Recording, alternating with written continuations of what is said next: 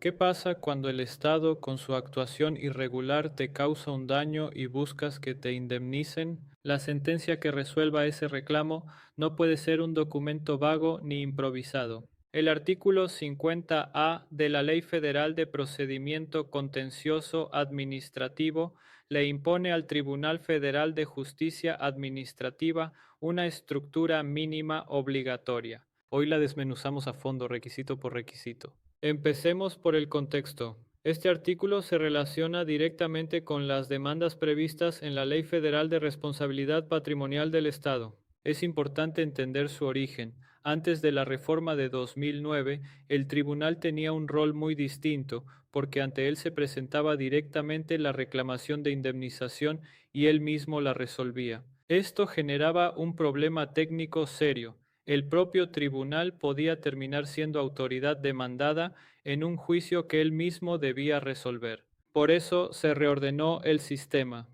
Ahora la reclamación se presenta ante la dependencia, entidad u organismo presuntamente responsable, y contra esa resolución el particular acude en recurso o en juicio de nulidad ante el tribunal. El artículo 50A nació para reiterar, dentro de la ley procesal, los requisitos mínimos que la sentencia debe cumplir.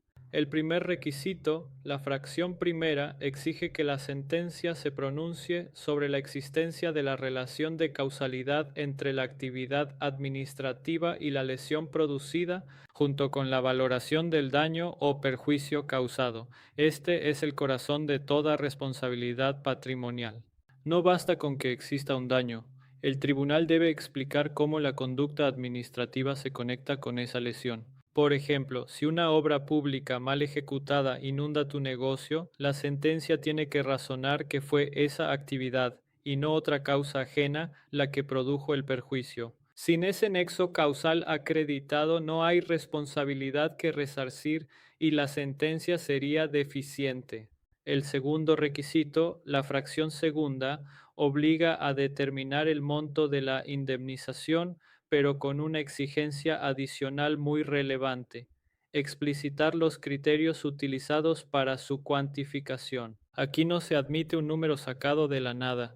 El tribunal debe mostrar el camino aritmético y jurídico que siguió. La cuantificación considera la fecha en que la lesión se produjo o cesó. Para daños materiales se acude a criterios como los de la Ley de Expropiación, el Código Fiscal de la Federación y la Ley General de Bienes Nacionales. Para daño personal se calcula con base en dictámenes médicos y las reglas de riesgos de trabajo. Y para el daño moral se atiende a los parámetros del Código Civil Federal y a los dictámenes periciales ofrecidos por el reclamante. Sobre el daño moral conviene un matiz práctico importante. No basta con afirmar que existió una afectación moral. El reclamante debe demostrar de forma fidedigna, con las pruebas idóneas, que esa lesión moral trajo como consecuencia un daño o perjuicio patrimonial que deba resarcirse económicamente. En materia administrativa, la carga de acreditarlo recae en quien reclama.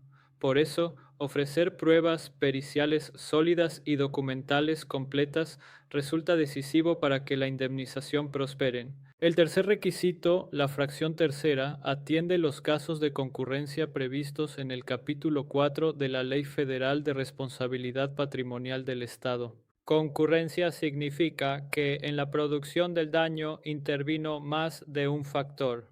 Puede haber participado la propia víctima, un tercero, o varias entidades del Estado. En estos supuestos, la sentencia debe razonar los criterios de impugnación y la graduación correspondiente para aplicarlos a cada caso en particular. En términos sencillos, el tribunal tiene que repartir la responsabilidad. Si, por ejemplo, el daño se debió en parte a la conducta del propio afectado, la indemnización debe reducirse en esa proporción, y esa graduación debe quedar plenamente justificada. Es fundamental precisar que el artículo se refiere a un mínimo. La sentencia puede contener más elementos, pero nunca menos. Si falta el análisis de causalidad, la explicación de la cuantía o la graduación en la concurrencia, la resolución quedaría incompleta y sería impugnable por falta de fundamentación y motivación. Además, recuerda la regla vigente. El órgano competente es el Tribunal Federal de Justicia Administrativa, conforme al texto actual de la ley. Veamos la clave en 3 pasos. Primero, causalidad. Acreditar el nexo entre la actividad administrativa y la lesión y valorar el daño. Segundo, cuantificación. Fijar el monto explicando con transparencia los criterios usados. Tercero, concurrencia. Cuando hay varios responsables, razonar y graduar la parte que a cada uno corresponde.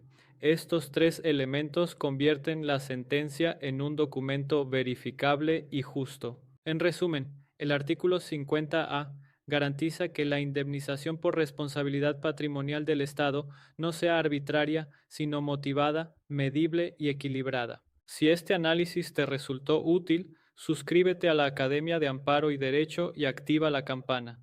Seguimos desmenuzando la ley artículo por artículo para que la conozcas a fondo y la sepas aplicar.